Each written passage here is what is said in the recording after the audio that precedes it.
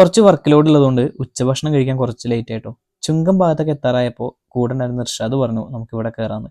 അങ്ങനെ പ്രസാദേട്ടനും ഞാൻ ഇർഷാദും കൂടി അവിടെ തന്നെ കയറിട്ടോ. അവൻ ഇടയ്ക്കൊക്കെ വരാറുള്ള കടയാണെന്ന് പറഞ്ഞു. അങ്ങനെ പ്രസാദേട്ടനും ഇർഷാദും സിംഗിളും ഞാനൊരു ഫുൾ റൈസും പറഞ്ഞു കേട്ടോ. അതാണല്ലോ നമ്മുടെ ശീലം.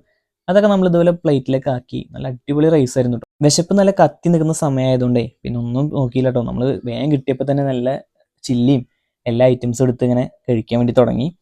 അപ്പോഴാണ് നമുക്ക് ആ നാരങ്ങയുടെ ഓർമ്മ വന്നു കേട്ടോ. അതുകൂടി ഒന്ന് പിഴിഞ്ഞാൽ ചില്ലി ഒന്നുകൂടി ബെറ്റർ ആയിരിക്കും എന്ന് വിചാരിച്ചിട്ട് അപ്പം തന്നെ നമ്മൾ ആ നാരങ്ങ എടുത്തിട്ട് പിഴിഞ്ഞുകൊണ്ടിരുന്നു കേട്ടോ. അങ്ങനെ നമ്മൾ ആ ക്വാർട്ടർ ചില്ലിയിലേക്ക് ഈ നാരങ്ങ നീരും കൂടി മിക്സ് ചെയ്തപ്പോൾ ശുഭമായി.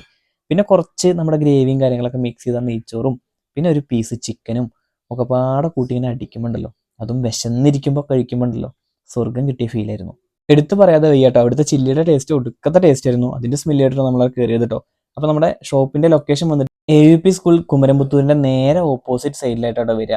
അപ്പോൾ എന്തായാലും ഇതുവഴി പോകുന്നവരൊന്നും മസ്റ്റ് ആയിട്ട് ട്രൈ ചെയ്ത് നോക്കുക. അതുപോലെ തന്നെ ഇവിടുന്ന് ഭക്ഷണം കഴിച്ചിട്ടുള്ള ഒരു അഭിപ്രായം കമന്റ് ചെയ്യാട്ടോ. എന്തായാലും അടുത്ത വീഡിയോയിൽ കാണാം.